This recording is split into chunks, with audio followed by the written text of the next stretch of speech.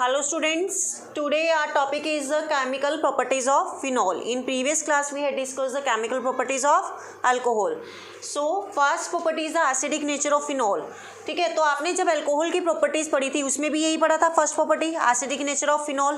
कौन सी रिएक्शन पढ़ी थी? Basically nucleophilic reaction. जैसे कि हमने पीछे बात करी थी अल्कोहल की प्रॉपर्टीज में, जैसे आपके पास क्या है ROH, यहाँ से क्या होता था, ये बॉन्ड ब्रेक होता था. Oxygen is more electronegative, it will acquire the negative charge and it will acquire the positive charge. तो यहाँ से क्या बन रहा था आपके पास RO नेगेटिव प्लस के H पॉजिटिव. तो ये क्या था, this one is a nucleophile क्योंकि नेगेटिव चार्ज था और यहाँ पर इसके पास क्या थे, लॉन पेयर इलेक्ट्रॉन्स थे. तो इसको हम क्या बोल रहे थे, that is a alkoxide ions. Clear. तो ऐसे ही हमने पढ़ा था अल्कोहल की फर्स्ट प्रॉपर्टी और हम कह रहे थे कि यहाँ से H पॉजिटिव आयन रिलीज हो रहे हैं, तो it means it shows a acidic nature. Clear. तो यहाँ पर हमने किसकी केमिकल प्रॉपर्टीज पढ़नी है, फिनॉल की. तो फिनॉल के केस में क्या होगा, देखिए ROH, जैसे वहाँ पर एल्काइल ग्रुप था किसके साथ, फंक्शनल ग्रुप के साथ, यहाँ पर कौन सा ग्रुप हो जाएगा, that is phenyl group, that is OH. Clear. तो यहाँ पर क्या होते हैं आपके पास लॉन पेयर इलेक्ट्रॉन्स. ठीक है. अब क्या होता है, जब ये बेसिकली क्या होगा, ब्रेक होगा, तो कैसे ब्रेक होगा, ये भी कुछ इस तरीके से ब्रेक होगा. मतलब यहाँ पर इसके पास क्या आ जाएगा, O नेगेटिव आयन प्लस के H positive ion. It means यहाँ से भी ये क्या शो कर रहा है कि H पॉजिटिव आयन रिलीज हो रहे हैं, तो मतलब ये क्या है, एसिडिक कैरेक्टर शो कर रहा है. ठीक है. बट ऐसा हो क्यों रहा है, क्यों ये ऐसे मतलब एसिडिक नेचर शो कर रहा है. ठीक है. तो वो हमने डिस्कस करना है. तो यहाँ पर आप देखिए इसका रीज़न क्या है. बेसिकली अगर मैं ये फिनॉल लेती हूँ, डैट इज़ द फिनॉल, चाहे इसको इस तरीके से बना लो, डैट इज़ फिनॉल. अब जैसे आपने प्रीवियस क्लास में रेजोनेटिंग स्ट्रक्चर्स पढ़े थे, तो आपने क्या पढ़ा था, this carbon is more electronegative than oxygen. Why? क्योंकि ये कार्बन है ये कौन सा हाइब्रिडाइज्ड है, sp2 हाइब्रिडाइज्ड. इसमें मोस्टली S करैक्टर 33% होता है और P करैक्टर ऑलमोस्ट 67% होता है. ठीक है. अगर हम यहाँ पर देखें डबल बॉन्ड आ रहा है, then single, then double, then single. हमने डिस्कस करा था, हमारे पास 3 हाइब्रिडाइजेशन में से अगर हम कंपेयर करें sp, sp2 और sp3 हाइब्रिडाइजेशन, अगर हम इन तीनों में से क्या करें, कंपेयर करें, तो S करैक्टर किस में ज़्यादा होता है, इसमें, क्योंकि 50% और 50% होता है. ठीक है. उसके बाद 33% और 67%. उसके बाद ऑलमोस्ट S करैक्टर 24 के आसपास रह जाता है. ठीक है. तो मतलब सबसे ज़्यादा S करैक्टर इसमें, जिसमें सबसे ज़्यादा S करैक्टर, उसकी इलेक्ट्रोनेगेटिविटी उतनी ही हाई रहेगी. sp is more electronegative than sp2 and sp2 is more electronegative than sp3. तो here is the sp2 character is more electronegative. तो जब ये ज़्यादा इलेक्ट्रोनेगेटिव होगा तो ये क्या करेगा, ऑक्सीजन से उसके इलेक्ट्रॉन्स को अपनी तरफ खींचने की कोशिश करेगा, और जब इलेक्ट्रॉन्स को अपनी तरफ खींचेगा, इस ऑक्सीजन के ऊपर कौन सा चार्ज आ जाएगा, पॉजिटिव, और इसके पास कौन सा आ जाएगा, नेगेटिव. फिर यहाँ से ये बॉन्ड ब्रेक होगा, ये बॉन्ड ब्रेक होगा, तो ये जब इसको अपने इलेक्ट्रॉन दे रहा है तो यहाँ पर पॉजिटिव चार्ज और यहाँ पर नेगेटिव चार्ज, ये पॉजिटिव और नेगेटिव कैंसिल हो रहे थे. ये तो हम पढ़ चुके हैं ना रेजोनेटिंग स्ट्रक्चर. तो इट मीन्स यहाँ से आपके पास जो रेजोनेटिंग स्ट्रक्चर बनेंगे वो कुछ इस तरीके से बनेंगे. जैसे सपोज आपके पास ये बॉन्ड क्या हुआ, यहाँ से ब्रेक हुआ, ये हुआ, यहाँ पर ऑक्सीजन के पास क्या आ गया, डबल बॉन्ड, और यहाँ पर क्या हो गया, basically this one is a positive charge. ठीक है. और यहाँ पर क्या आ गया आपके पास, this one is a negative charge. अगला रेजोनेटिंग स्ट्रक्चर कुछ किस तरीके से बनेगा, ये नेगेटिव चार्ज बेसिकली मूव करेगा कहाँ पर, पैरा पोजीशन पे.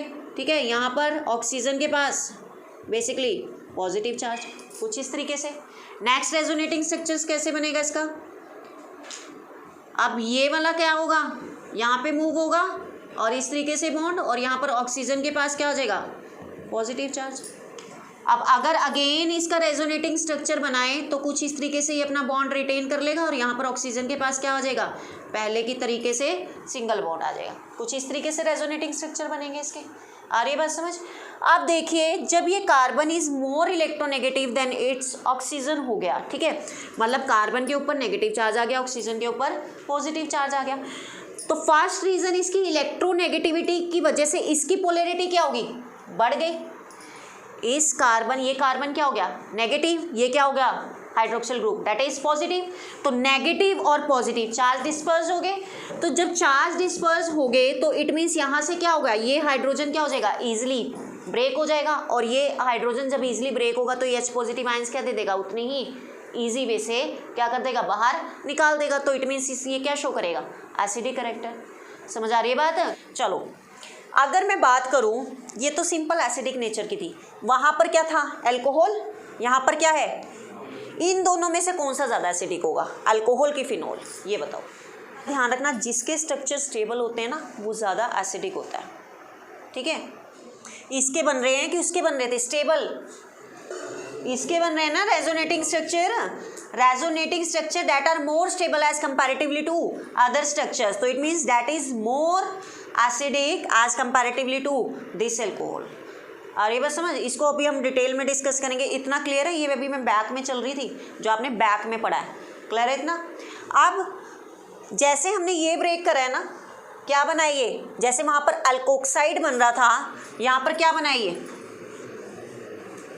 बताओ, जैसे वहाँ पर क्या बन रहा था अल्कोक्साइड, यहाँ पर क्या बना ये, that is phenoxide, clear, that is phenoxide.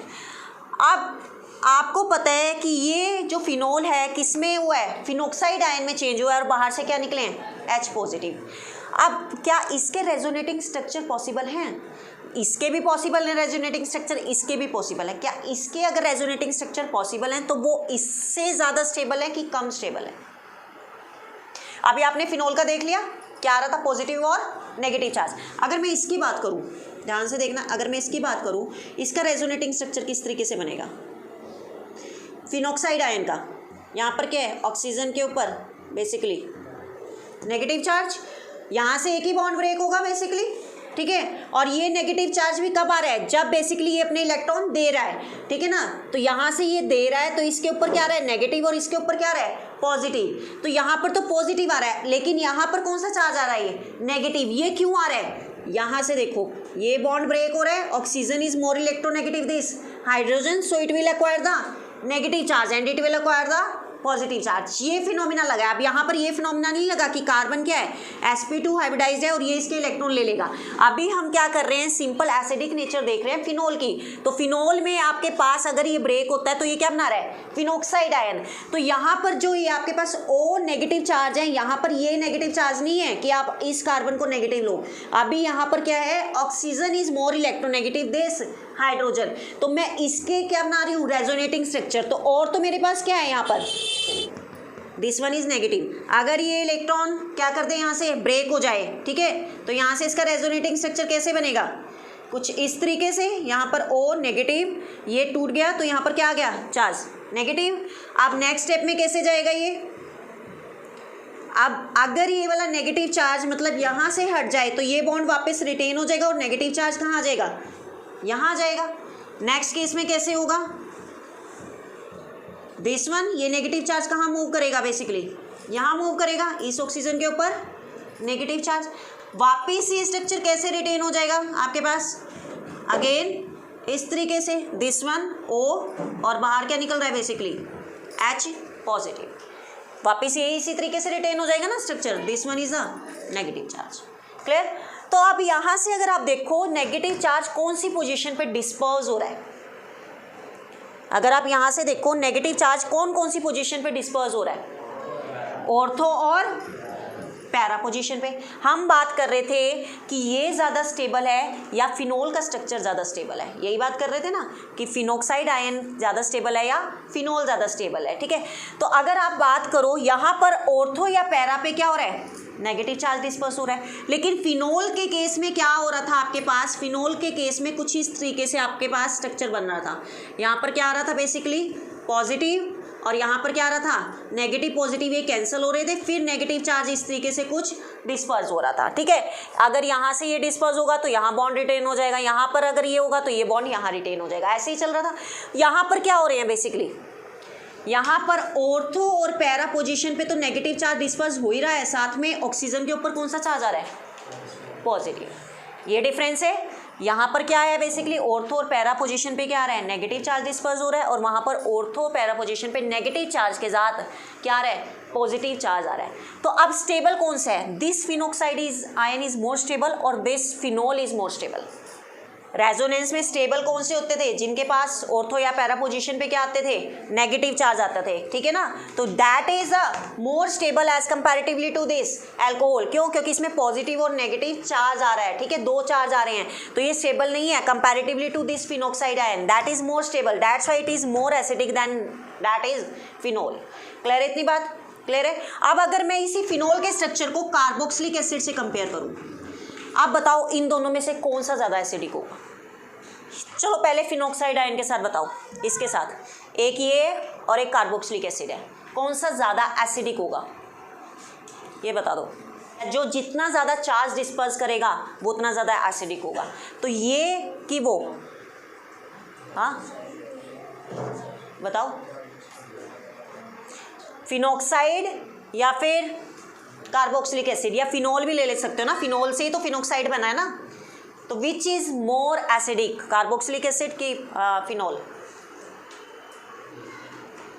जब फिनोल ले रहे हो, फिनोल से क्या बन रहा है? फिनोक्साइड। कौन से चार्ज आ रहे हैं? Negative charge. कहाँ पर आ रहा है? ऑक्सीजन पे। एक सिंगल ऑक्सीजन पे ही क्या आ रहा है? वहाँ पर कितने ऑक्सीजन है? तो दो हो गए, तो कितने चार्ज आएंगे? दो नेगेटिव चार्ज आएंगे। तो जितना ज़्यादा इलेक्ट्रोनेगेटिविटी हाई उतना ही वो क्या होगा? ज़्यादा एसिडिक होगा, सीधी सी बात है। तो यहाँ पर carboxylic acid is more acidic then the phenol, क्योंकि वहाँ पर नेगेटिव चार्ज उतना ही ज़्यादा ऑक्सीजन पे क्या हो रहा है? डिस्पर्स हो रहा है। दो ऑक्सीजन के थ्रू नेगेटिव चार्ज आ रहा है, यहाँ पर क्या आ रहा है? सिंगल ऑक्सीजन के थ्रू नेगेटिव चार्ज आ रहा है। क्लियर है? कर लोगे? हो जाएगा? चलो अब मैंने आपको सारा समझा दिया, अब स्टेप बाय स्टेप करते जाओ कैसे करना है। अब देखिए क्या कह रहा है, अल्कोहल क्या है? Less acidic than phenol. Alcohol क्या है आपके पास? That is ROH। फिनोल क्या है आपके पास? बेंजीन रिंग के ऊपर OH। यहाँ से अगर ये बॉन्ड ब्रेक होता है तो क्या बनाता है? ये अल्कोक्साइड आयन। और अगर यहाँ से ये बॉन्ड ब्रेक होता है तो ये क्या बनाता है? That is phenoxide ion. Clear?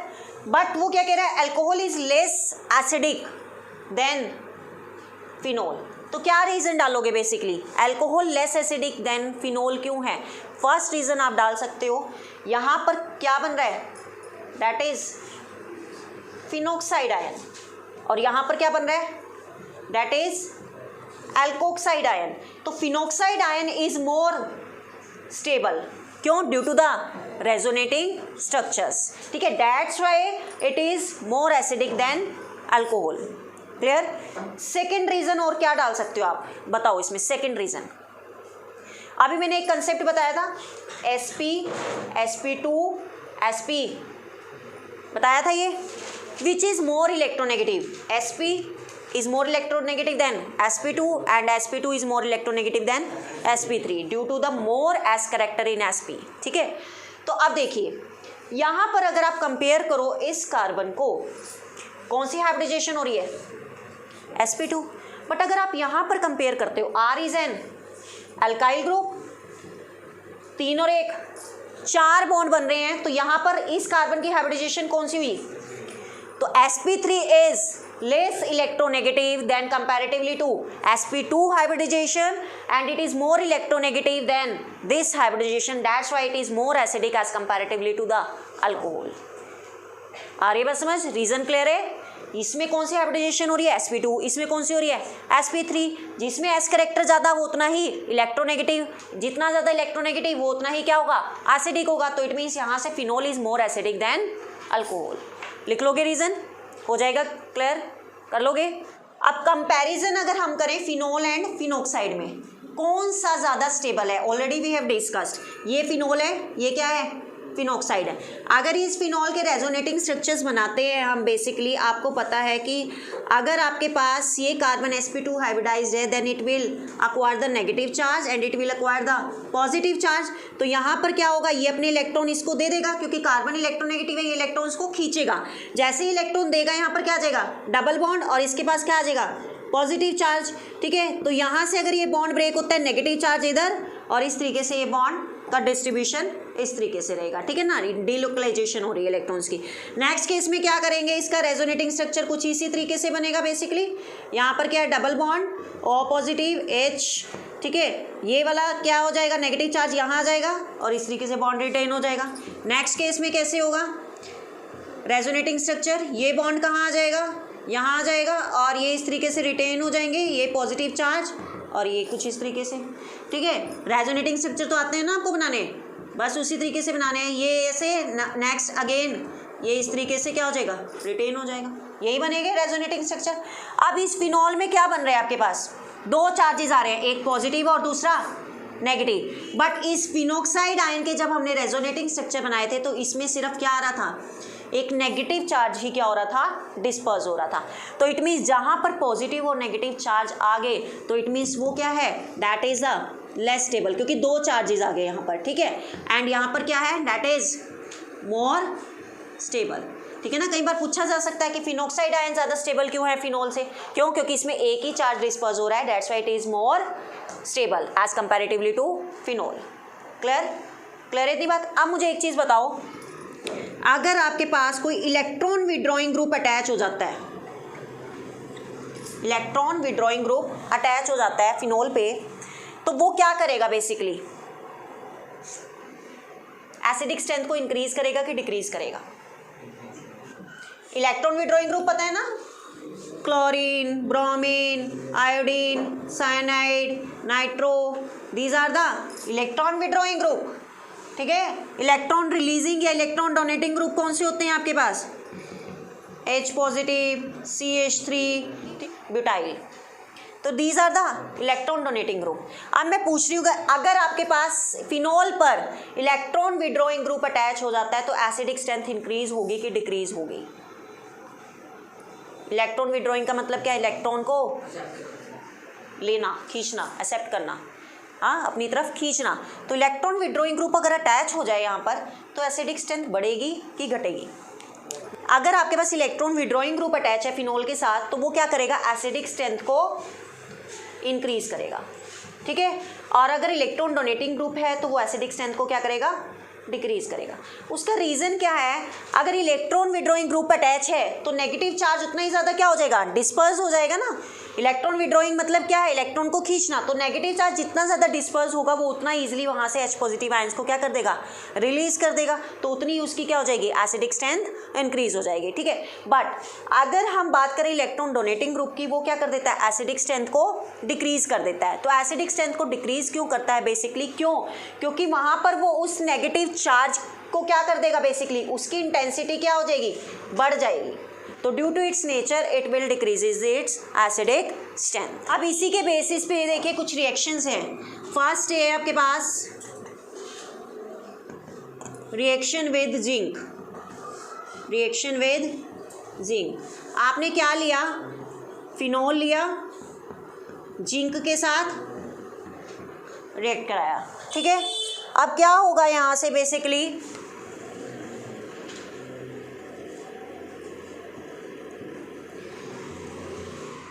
बताइए क्या होगा यहाँ से, जिंक इज पॉजिटिव, ये क्या है, ये इसको अट्रैक्ट करेगा, क्या हो जाएगा, ZNO, H बचेगा, डेट इज बेंजीन प्लस के ZNO बाहर निकल जाएगा। तो फिनोल से क्या बन गया आपके पास, बेंजीन। क्लियर।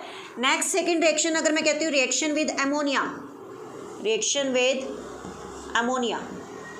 अगर आपके पास फिनोल ग्रुप है, फिनोल है और उसको आप एमोनिया के साथ बेसिकली ट्रीट करा रहे हो तो क्या बनेगा आपके पास, यहाँ से देखिए, इसको ऐसे ब्रेक कर सकते हो, NH2H कर सकते हो, यहाँ पे ये नेगेटिव ये पॉजिटिव, यहाँ से बाहर क्या निकल जाएगा, H2O, और क्या बन जाएगा आपके पास, that is aniline plus H2O बाहर। क्लियर। कुछ इसके बेस पर रिएक्शंस है ये। नेक्स्ट है reaction with acid chloride. Phenol लिया, acid chloride that is RCOCl group होता है, तो CH3COCl, तो यहाँ से क्या होगा, HCl बाहर, क्या बन गया यहाँ से, OCO CH3, this one is a phenyl ethanoid, phenyl ethanoid. Clear, क्योंकि एस्टर ग्रुप आ गया। अब देखो बेटा यहाँ पर इसका फ्राइज रीअरेंजमेंट हो जाता है, कई बार फ्राइज रीअरेंजमेंट रिएक्शन पूछी जाती है, ठीक है, इसको आगे भी कैरी फॉरवर्ड कर सकते हो, इसको fries rearrangement in the presence of AlCl3 और कुछ आप क्या डाल देते हो, हीट डाल देते हो। तो यहाँ से क्या बनता है बेसिकली, क्या बनेगा बताओ फ्राइज रीअरेंजमेंट में, बताइए क्या बनेगा प्रोडक्ट। सिंपल है, रीअरेंजमेंट करना है सिर्फ इसका।